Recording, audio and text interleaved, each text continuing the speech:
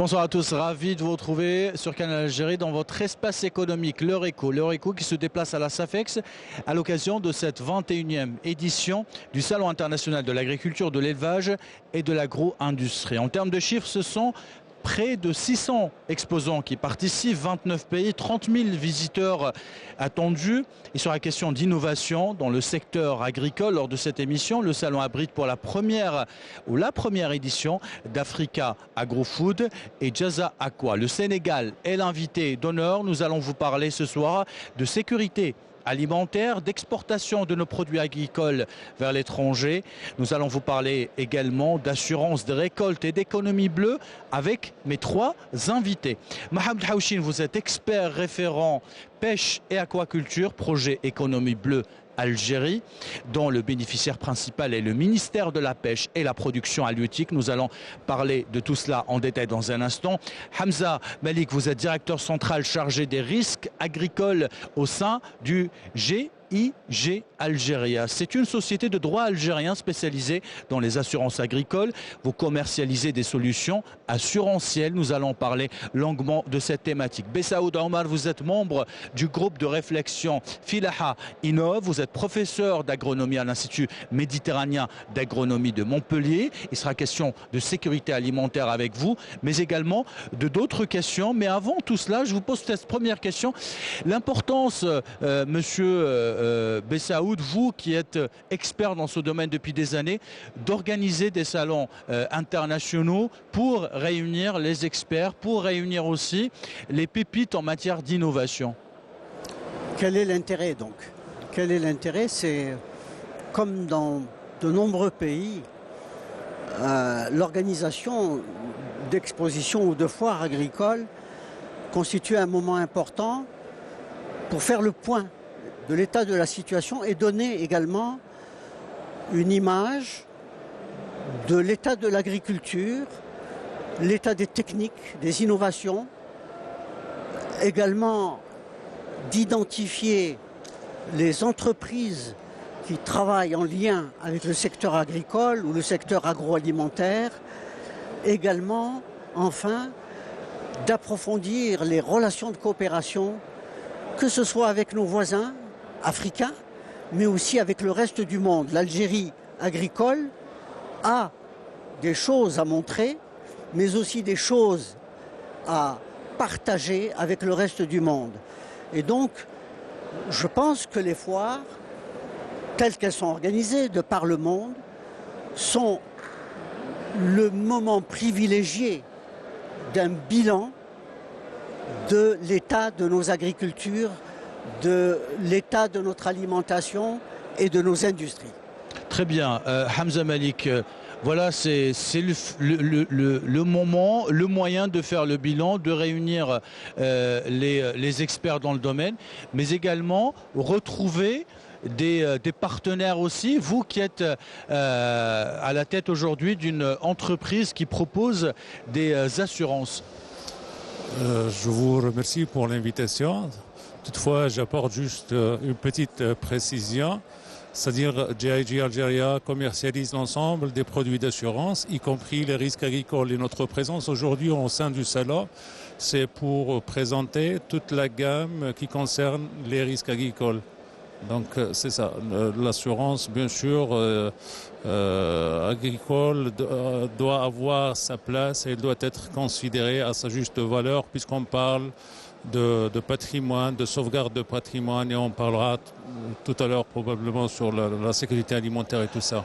Mohamed Haouchine, aussi un mot d'introduction également. Je le disais, vous êtes expert référent pêche et aquaculture. On ne peut pas parler d'agriculture sans parler d'aquaculture. Et vous venez nous présenter aussi ce projet économie bleue Algérie. Oui, tout à fait. Alors moi je suis l'expert référent pêche et aquaculture sur ce projet ambitieux qui vise justement à mettre en œuvre en Algérie la stratégie nationale de l'économie bleue, la SNEB, à l'horizon 2030. Donc c'est un programme d'appui financé par l'Union européenne dont le partenaire principal est le ministère des Pêches. Donc c'est un programme d'appui économie bleue avec une forte composante pêche et aquaculture. Mais pas que. Parce qu'en fait, l'économie bleue, c'est une activité, c'est une philosophie qui fait la promotion justement du développement durable. Et qui dit développement durable dit quelque part aussi sécurité alimentaire. Donc c'est mettre en place des processus, des mécanismes qui permettent justement de produire de façon durable et de façon intelligente tout en préservant les écosystèmes marins mais aussi les écosystèmes côtiers. Voilà. Bessaoud Omar, ce qui est intéressant avec vous, c'est que vous avez les deux casquettes. Vous avez la casquette aujourd'hui d'enseignant, mais également d'enseignant-chercheur. Vous êtes professeur, mais vous êtes un homme de terrain aussi. Vous accompagnez cette filière depuis des années, vous la voyez évoluer. Aujourd'hui, il est plus que jamais question de sécurité alimentaire. Aujourd'hui, il y a des priorités à prendre en considération par rapport à ce dérèglement climatique qui nous impose un certain nombre de réflexes, de réflexion et de méthode aussi. Très bien. En matière de première question sur la sécurité alimentaire, j'ai produit un rapport exhaustif en février-mars 2022 sur l'état de la sécurité alimentaire en Algérie et on disposait à cette époque-là du dernier rapport de la FAO sur l'état alimentaire et nutritionnel dans le monde. Et l'Algérie découvre en 2022 qu'elle figure parmi l'un des pays où la sécurité alimentaire est assurée et où les performances, les indicateurs qui ont été fournis étaient égales à celles des pays développés. On avait, en termes de sous-alimentation, une proportion de 2,5% de notre population qui était en situation de sous-nutrition ou de difficultés alimentaires. C'était l'équivalent de l'indicateur pour les pays développés. Sauf qu'il faut préciser, il faut bien préciser que cette sécurité alimentaire a un coût. Elle a un coût, c'est-à-dire que l'État a mobilisé des ressources budgétaires relativement conséquentes pour couvrir les besoins alimentaires de la population. L'État a importé, que ce soit, et alors encore plus pendant la période du Covid, puisque ça venait juste après le Covid, des volumes relativement conséquents de céréales pour que le pain soit disponible, de poudre de lait pour que le lait soit disponible, de sucre ou d'huile alimentaire. Ce sont 4 produits stratégiques qui composent l'essentiel de la ration alimentaire, qui fournit l'essentiel des calories ou des protéines pour la population, avec un niveau qui est relativement, du point de vue des calories par personne et par jour, qui est de l'ordre de 3300 calories, qui est bien au-dessus de la norme reconnu d'un standard qui tournerait aujourd'hui compte tenu, si vous voulez, de l'effort, des types et des postes de travail qui sont occupés. On n'est plus dans des postes qui exigent beaucoup de dépenses d'énergie. On devrait être à 2200, 2500 calories. On est à 3300 calories, ce qui pose d'ailleurs un autre problème qui est très peu évoqué, celui des conséquences du régime alimentaire algérien. Ça, c'est une autre question. On évoquera ça tout à l'heure. On reste dans cette question de sécurité alimentaire parce qu'elle est primordiale. Hamza Malik, vous me rappeliez tout à l'heure que votre société de droit algérien ne vend pas des assurances, mais achète des risques. Ce que nous rappelait M. Bessaoud est très important. Nous sommes dans une période de changement de paradigme qui nous impose aussi un certain nombre de décisions importantes. Pour arriver à cette sécurité alimentaire, il faudrait préserver nos récoltes. Oui. Et les assurer. Oui, c'est sûr. Quand on parle de préserver une récolte, c'est-à-dire il y a un transfert de risque du client vers la société d'assurance. Ça, c'est très important. Nous, au sein de GIG Assurance, donc, on offre des solutions sur mesure, ça c'est très important, pour qu'on puisse répondre d'une manière la plus propre possible aux besoins de notre client. Non seulement ça, mais on est aussi dans l'innovation. On essaye, bien sûr, avec le concours des agriculteurs, le concours des éleveurs et tout ça, de développer des produits qui répondent à leurs besoins, soit immédiats, soit leurs besoins futurs. Ça, c'est très important. Pour qu'on puisse, quand on accorde une garantie, quand on accorde une couverture, quand on accorde une solution assurantielle, c'est-à-dire c'est le patrimoine qui doit être préservé, même quand il y a événement, quand il y a incident, quand il y a sinistre, il faut que l'agriculteur ou l'éleveur soit dédommagé à sa juste valeur dans des délais plus que raisonnables. C'est ce qui va lui permettre de reprendre rapidement son activité. Et c'est comme ça que l'agriculteur pourra encore continuer à travailler et à développer. Mais avant de parler d'assurance, vous faites aussi dans la pédagogie et dans la formation. Oui, ça fait partie des plus de GIG Algeria, c'est-à-dire apprendre à l'agriculteur ou à l'éleveur comment consommer son contrat d'assurance. Ça, c'est très important. On ne vend pas un bout de papier signé par des deux parties. Tout d'abord, le contrat d'assurance est basé sur la bonne foi. Ça, c'est le principe fondamental de l'assurance d'une manière générale. Mais l'accompagnement compte beaucoup. Commençons par, bien sûr, montrer comment consommer son contrat d'assurance, l'accompagner durant toute la période de validité, puisque ce qui nous intéresse, nous, aujourd'hui, ce n'est pas la prime d'assurance, mais c'est la pérennité de la relation et la pérennité de l'activité. C'est ce qui va assurer, bien sûr, aux deux parties d'exister encore, Inch'Allah, fil mustaqbal. Ça, c'est très, très important pour nous. Monsieur Hawchin, alors la question de la sécurité alimentaire, elle n'est pas un objectif direct dans votre programme, mais elle y figure aussi.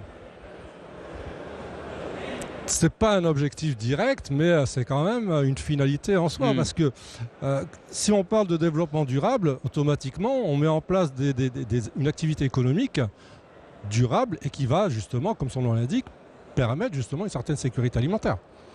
Donc c'est quand même directement lié. Si on veut mettre en place, par exemple, aujourd'hui, on travaille beaucoup sur les aspects si on revient avec le lien sur l'agriculture, on parle beaucoup de pisciculture intégrée. Il y a beaucoup de petits producteurs qui veulent justement développer cette activité pour deux finalités. Première finalité, c'est justement un complément financier, donc c'est un impact économique, mais deuxième impact qui est intéressant, c'est aussi l'impact écologique.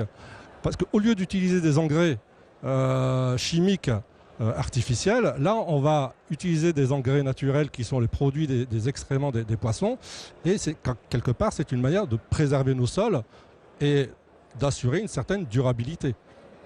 Durabilité en préservant justement notre écosystème. Donc du coup, là on voit bien que c'est aussi directement, c'est une action qui paraît indirecte, mais au final, c'est une action directe sur l'écosystème et qui va permettre justement d'assurer une sécurité en termes de ressources, donc une sécurité alimentaire. Il faut rappeler aussi que votre stratégie vient appuyer la stratégie nationale de l'économie bleue. Tout à fait, tout à fait. La stratégie nationale de l'économie bleue, c'est pas une stratégie exclusivement algérienne, c'est une stratégie, en fait c'est une philosophie. L'économie bleue, c'est une philosophie. L'économie bleue regroupe toutes les activités liées, toutes les activités économiques liées au monde marin, aux écosystèmes marins et aux écosystèmes côtiers. Ça, c'est exactement la même chose que l'économie verte, mais pour le monde marin. Donc c'est toutes les toutes les activités économiques liées à l'activité marine. Mais qui a aussi une composante à l'intérieur du pays à travers l'aquaculture continentale. Et donc cette activité économie bleue, cette stratégie, elle a été pensée à partir de 2019, elle a été finalisée en 2020-2021. Et pour la mise en œuvre de cette stratégie nationale de l'économie bleue à l'horizon 2030, l'Europe, avec le ministère des Pêches, ont élaboré un programme d'appui pour la mise en œuvre justement de cette stratégie. Ce programme est dédié à l'activité de pêche et aquaculture. Le partenaire principal, donc, c'est le ministère de la Pêche, mais c'est une activité multisectorielle où on peut faire intervenir le ministère de l'Agriculture, le ministère des Ressources en eau, le ministère de l'Environnement, le ministère de l'Énergie, des Transports, dans une approche intégrée. Et je dirais qu'elle est, cette activité est même plus riche que l'économie verte parce qu'elle intègre beaucoup de secteurs et l'humanité est déjà entrée en mer. Plus de 70% de la population mondiale, plus 80 peut-être % vit dans les côtes et nous allons revenir en détail sur ces activités et le rapport économique aussi, cette économie circulaire que vous essayez de créer justement avec ce programme qui démarre en Algérie, je le rappelle. Monsieur Bessaoud, nous allons parler maintenant d'Afrique et de par vos publications, de voir votre expertise, vous suivez de près aussi cette dimension alimentaire, agricole en Afrique, qui connaît des défis majeurs aujourd'hui. Il n'y a pas que la sécheresse, il y a les paramètres géopolitiques, il y a des paramètres liés au climat aussi. Quelle approche on peut adopter aujourd'hui pour relever tous ces défis? Vous savez, je ne suis pas un grand spécialiste. J'ai commis quelques papiers sur la sécurité alimentaire en Afrique, notamment pour essayer de redonner une version un peu plus équilibrée de celle qui est diffusée par les grands médias étrangers, occidentaux, d'une Afrique au bord du gouffre, d'une Afrique qui souffre de l'insécurité alimentaire, de la famine, d'une Afrique qui est d'une fragilité.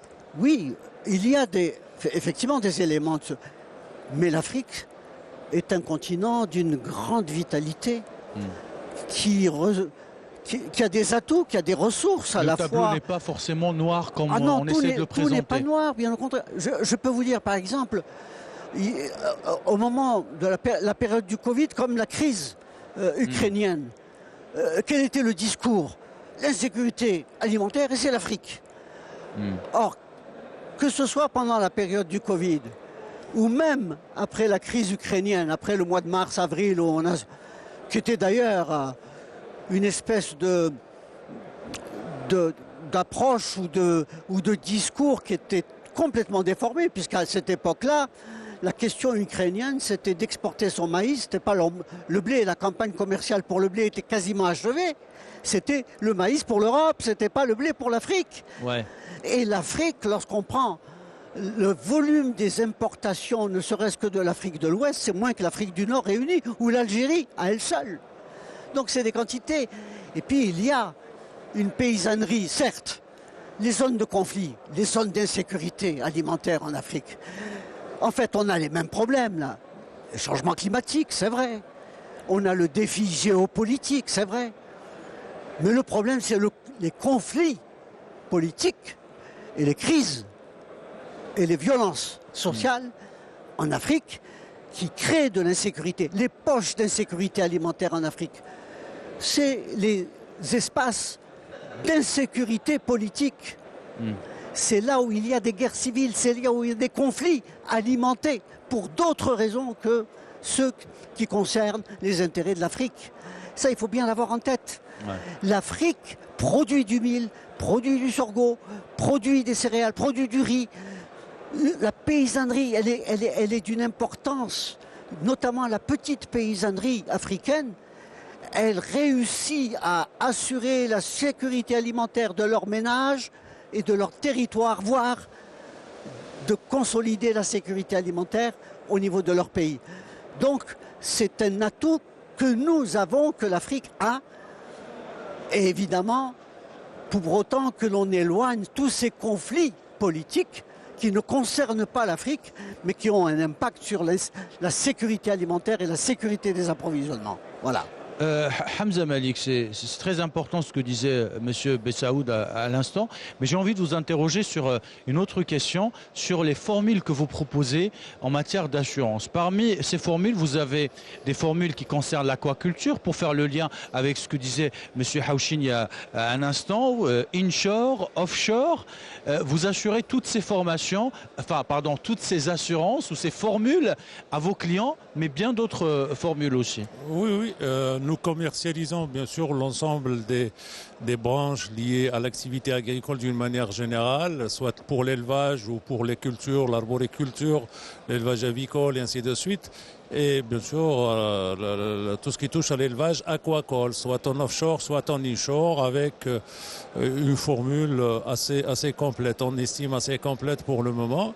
Et bien, on répond favorablement à la demande de nos clients par l'accompagnement, la formation, avant qu'on passe à la souscription, et bien sûr la formation, par l'accompagnement par la désignation des experts lors de la validité du contrat, pour qu'il puisse y avoir des conseils et tout ça en matière d'élevage. Et si jamais il y a un incident, il y a un événement, on veille à ce que le dédommagement soit fait d'une manière rapide et bien sûr qui répond aux exigences du contrat d'assurance. C'est surtout ça. Très bien. Monsieur Haouchi, nous allons consacrer la prochaine partie de cette émission à la mer, à cette économie bleue, à cet écosystème qu'on essaye de créer aussi. Il faut dire que c'est un écosystème extrêmement riche qu'on peut développer avec ce programme notamment. Qu'est-ce qui nous manque aujourd'hui? Par quel bout il faudrait commencer? Transport, élevage, il y a 4000 domaines qu'on peut citer aujourd'hui. L'économie bleue, c'est très vaste. Si on considère les activités économiques du monde marin, des océans, de la mer Méditerranée, bon, évidemment, c'est le transport, c'est la pêche, c'est l'aquaculture. C'est l'énergie aussi. C'est l'énergie, c'est le tourisme. Quoique l'énergie, bon, c'est pas une priorité algérienne. La priorité algérienne, et puis depuis l'avènement du ministère des Pêches en 2000, c'est bien de mettre en place, de développer l'aquaculture, d'aller vers une pêche durable pour justement adhérer aux principes de la FAO qui sont la sécurité alimentaire. Il y a toute une multitude d'activités liées au monde marin, mais l'objectif principal de l'économie bleue telle qu'elle est mise en œuvre ici en Algérie, c'est plus principalement le gros bloc, c'est bien évidemment les activités de pêche et d'aquaculture, mais pas que. Il y a la préservation de l'environnement, il y a la formation, il y a la recherche, il y a la gouvernance, la structuration des filières. Pour aller justement vers un développement durable. Donc c'est tout ça, c'est tout cet ensemble qui doit être pris dans une approche intégrée, dans une approche globale, tout en développant aussi tout ce qui est gestion intégrée des zones côtières, parce qu'on est dans le monde marin, tout ce qui est côtier, mais le pendant de la gestion intégrée des zones côtières, c'est tout ce qu'il y a au large, donc c'est la planification des espaces maritimes. C'est comment mettre en œuvre des activités sur l'espace maritime en ayant une planification qui permette aux uns et aux autres de travailler ensemble, de partager cet espace, de faire de l'activité durable sans rentrer dans des conflits. De façon à ce que ça crée de la richesse, ça crée un véritable écosystème. Mais parlez-nous de cet appui technique que vous apportez aujourd'hui. Alors, l'appui technique, le programme, ce n'est pas un programme qui va financer des équipements. C'est plus un appui technique qui va permettre des formations, qui va permettre des conseils, qui va permettre un accompagnement, en particulier par exemple pour l'entrepreneuriat, pour la recherche, la restructuration des filières autant de l'aquaculture que de la pêche, donc toute la filière, toute la chaîne des valeurs, autant pour l'aquaculture que pour la pêche. Donc on identifie, il y a déjà une étude qui est en cours de finalisation sur la pêche. Il y a une étude en cours sur aussi la chaîne des valeurs de l'aquaculture. On identifie tous les maillons de la chaîne des valeurs pour pouvoir voir les atouts, les faiblesses, les points forts, les faiblesses, et travailler, développer des activités, mettre en place des plans d'action à l'endroit des opérateurs économiques, parce que notre cible en priorité, c'est les opérateurs économiques, pour leur donner une nouvelle vision du développement durable. Comment développer leur activité dans la durabilité pour assurer justement leur activité. Voilà en gros un peu l'objectif principal du projet Économie Bleue. Nous allons voir la réaction du professeur Bessaou. Je rappelle que vous êtes professeur d'agronomie à l'Institut méditerranéen d'agronomie de Montpellier. Alors la Méditerranée, c'est au cœur de vos préoccupations, de vos recherches. Est-ce qu'on a délaissé un peu notre Méditerranée en Algérie? Est-ce qu'on a tourné le dos pendant des années à cette activité génératrice de richesse, génératrice d'un véritable, comme disait M. Houchin, créatrice d'un véritable écosystème qui peut apporter un pourcentage non négligeable dans notre PIB? Oui, mais vous savez, la Méditerranée, c'est-à-dire l'activité maritime, et en Algérie, les paysans, les populations même habitant sur le littoral ont toujours tourné le dos à la mer. C'est l'activité agricole et d'élevage qui a été l'essentiel. Les îlots d'exploitation des ressources halieutiques sont connus depuis l'histoire longue de l'Algérie. C'est Gigel, c'est Benissaf, c'est quelques ports de pêche qui sont connus et qui constituent encore l'essentiel de l'ossature, si vous voulez, et des équipements du littoral algérien. Et comment faire en sorte à ce que ça devienne une activité génératrice de richesse? Vous savez, il ne faut pas se faire d'illusions sur l'état des ressources. Nous avons un plateau continental, certes, mais l'état des ressources, les disponibilités aujourd'hui sont relativement limitées. On n'a pas un littoral, peut-être à l'ouest du côté de Razaouet, Benissa. Mais la question, M. Bissaoud, comment faire en sorte à ce que ça devienne une activité génératrice de richesse? Actuellement, l'activité créatrice de richesse et la consommation de poissons vient plus du développement de la pisciculture et de l'aquaculture. C'est celle-là, ce sont ces produits-là que nous retrouvons sur le marché. Et les produits de la pêche, vous le savez, l'offre est relativement limitée et le niveau des prix est tel que, et c'est tellement cher que la consommation de poissons, y compris le poisson du pauvre, la sardine, est devenue un produit... alors, est-ce que vous êtes d'accord avec cette approche, M. Houchin? Alors, oui et non. Oui et non. Alors, si on parle de ressources halieutiques, moi, je dirais que, certes, on a un plateau continental en Algérie qui est très étroit. On exploite toujours les mêmes zones de pêche. Et si on veut développer cette activité, il faut apprendre à pêcher différemment. Il faut apprendre à prospecter de nouvelles zones de pêche, adapter les techniques de pêche. Ça ne va pas se faire du jour au lendemain. Moi, je dirais que la ressource, elle y est, il faut aller la chercher. Il faut savoir comment la chercher. Mais il ne faut pas pêcher n'importe comment. Il faut pêcher de manière intelligente et de manière responsable surtout. Il faut travailler. Alors, c'est pour ça que dans les thématiques de notre projet Économie Bleue, il y a des thématiques liées à la sélectivité des engins de pêche, à la capacité de mieux pêcher. Donc, c'est de mettre en place des activités liées aux techniques et technologies des engins de pêche.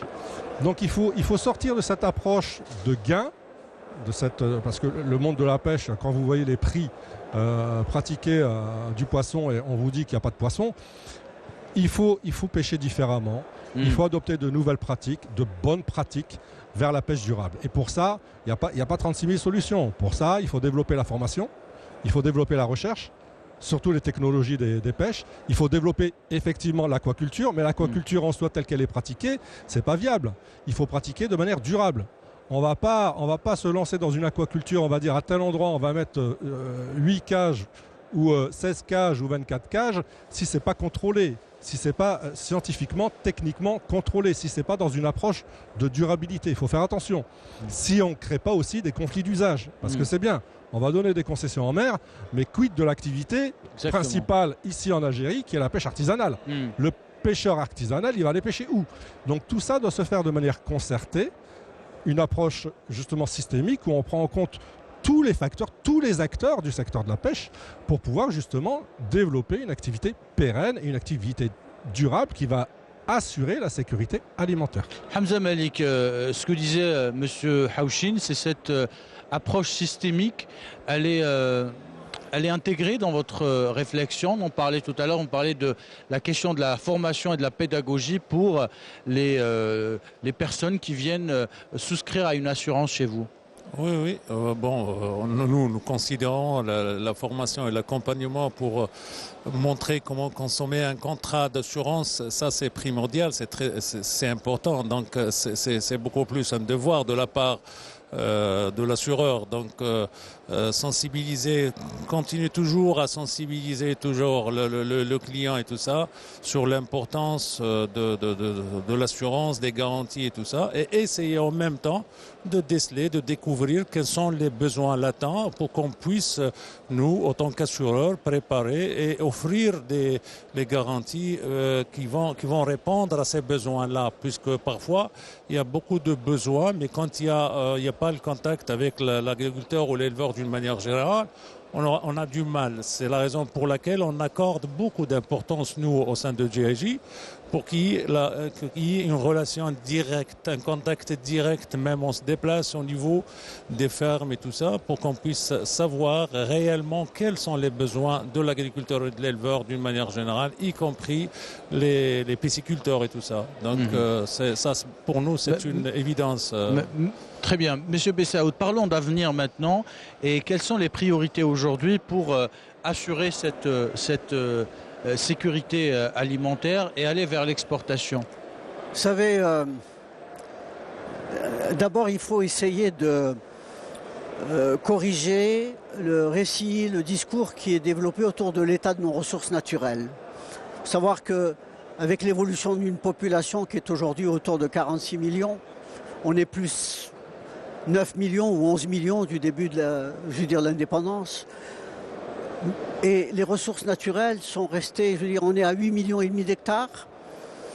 Les 3/4 de ces 8 millions sont en zone aride, semi-aride. Les ressources en eau, certes, il y a le Grand Sud, mais c'est des ressources à exploiter de façon très économe, très écologique, disons. Il y a ça. Je crois qu'il y a devant nous 3 défis. Lesquels? Le premier, celui du changement climatique. On est dans une situation où la sécheresse, où les sécheresses constitueront une constante qu'il faudra bien prendre en compte. Deuxième élément, on a un contexte géopolitique instable qui fait qu'à chaque moment on peut avoir des ruptures d'approvisionnement pour assurer les approvisionnements en biens alimentaires de notre pays. Et puis troisième point qui me paraît qui est le plus sensible, le plus compliqué, le plus difficile, c'est qu'on est resté dans un système technique qui ne coïncide pas, qui ne correspond pas aux conditions agroclimatiques de notre pays.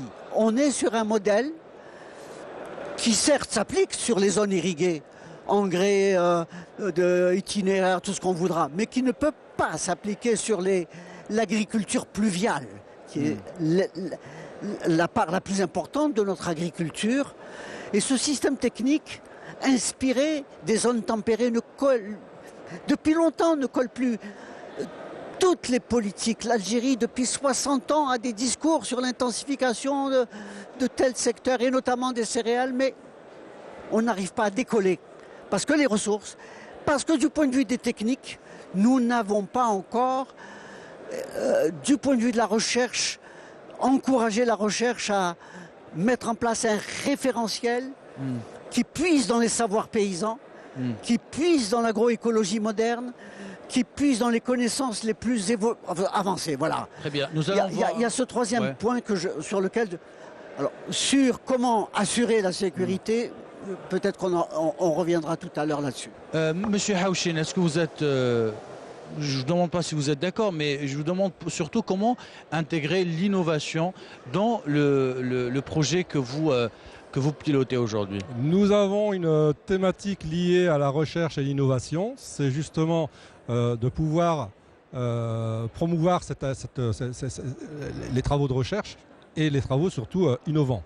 Donc on a une partie du projet qui va s'intéresser à ça. C'est un axe de notre projet. Et justement, c'est d'identifier les projets innovants, de les accompagner justement, d'accompagner ces projets innovants, pourquoi pas, vers la création de start-up sur des solutions innovantes pour l'aquaculture, pour la pêche, pour la pisciculture intégrée et aussi pour les solutions numériques pour la digitalisation de la pêche et de l'aquaculture.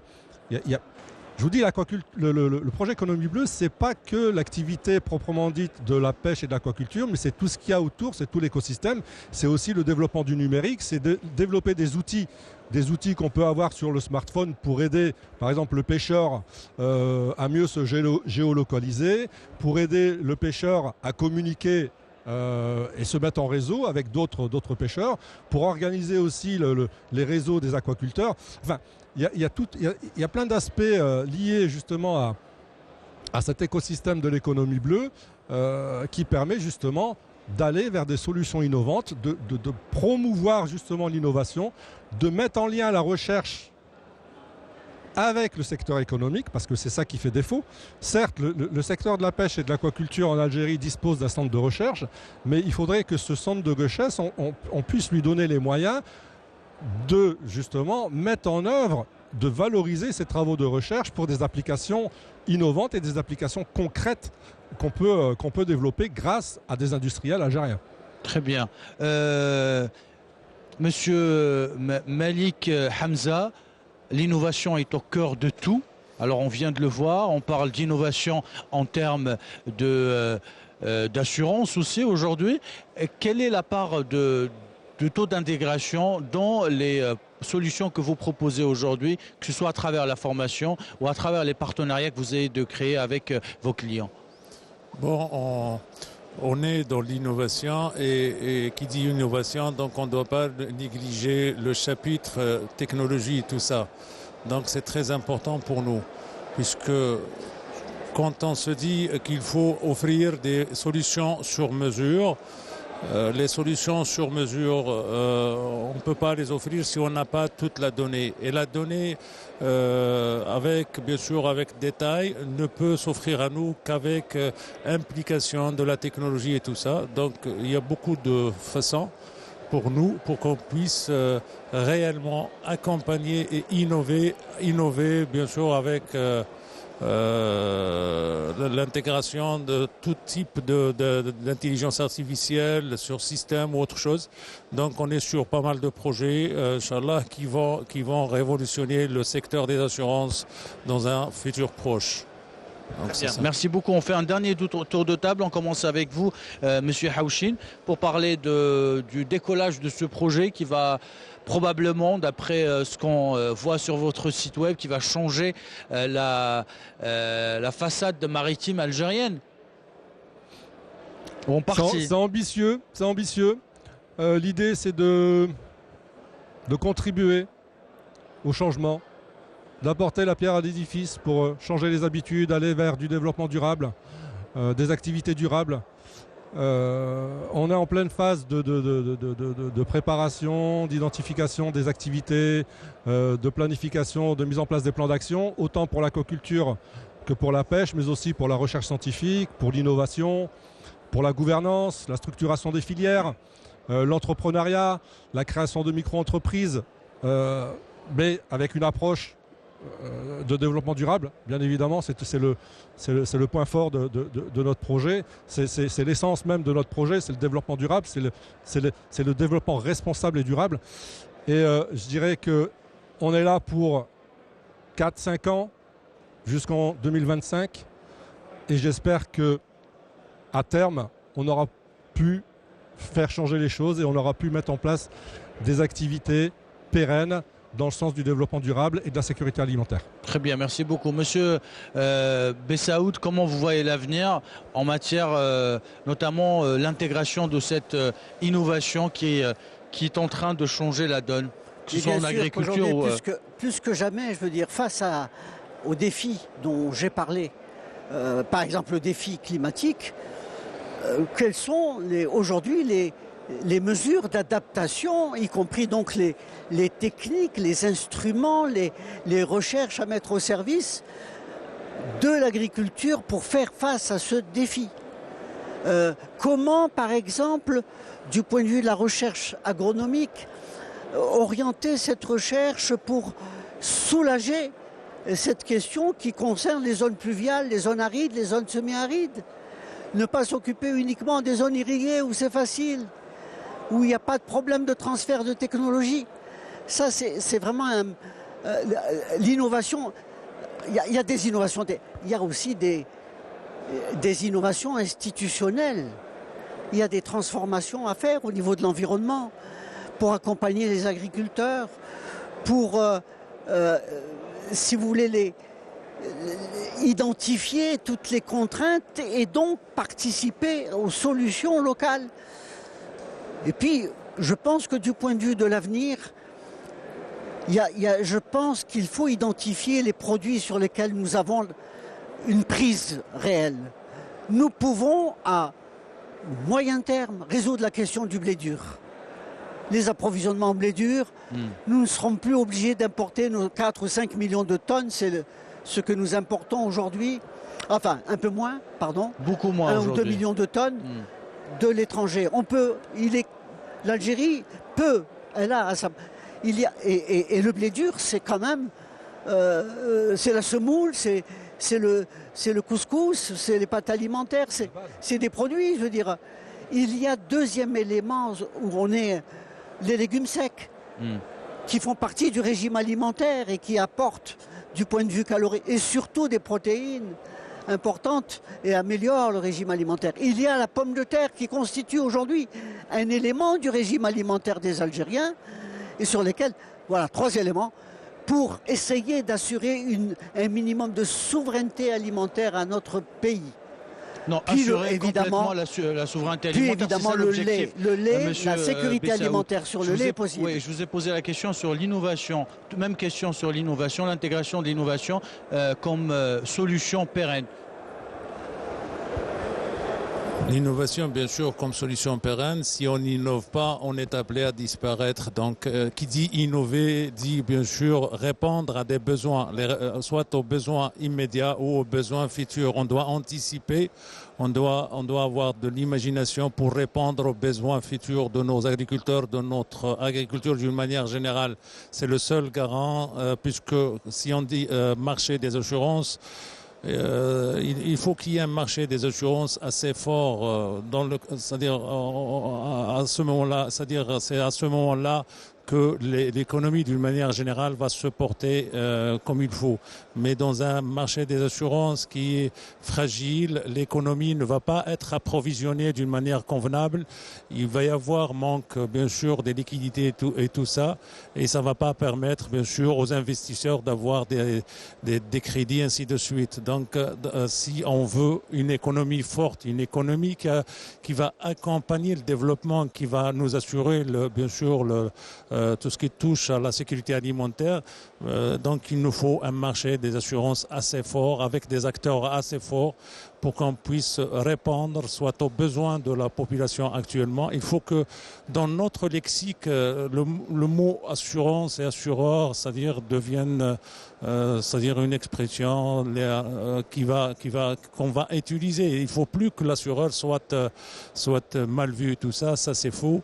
Il faut qu'on corrige pas mal de notions. Oui, il faut inculquer ça à nos citoyens. Il faut essayer de vulgariser, c'est-à-dire les bonnes pratiques et ainsi de suite. C'est très important. Merci beaucoup Hamza Malik. Vous êtes directeur central chargé des risques agricoles au sein du GIG Algéria. C'est une société de droit algérien spécialisée dans les assurances agricoles. Merci à vous, Monsieur Bessaoud Omar. Vous êtes membre de Réflexion Filaha Innov et professeur d'agronomie à l'Institut méditerranéen d'agronomie de Montpellier. Merci à vous, Mohamed Haouchine. Vous êtes expert référent pêche et aquaculture, projet économie bleue Algérie, dont les bénéficiaires ou le bénéficiaire principal est le ministère de la Pêche et des Productions halieutiques. Merci à vous d'avoir suivi cette émission. Elle a été réalisée par Marwan Farah. Merci à toute l'équipe technique du CAR HD, à leur tête le chef d'émission Mohamed Harikis. Quant à moi, j'aurai le plaisir de retrouver à partir de jeudi prochain pour le journal de 19h et lundi prochain pour un autre numéro de l'Heure Écho. Belle soirée.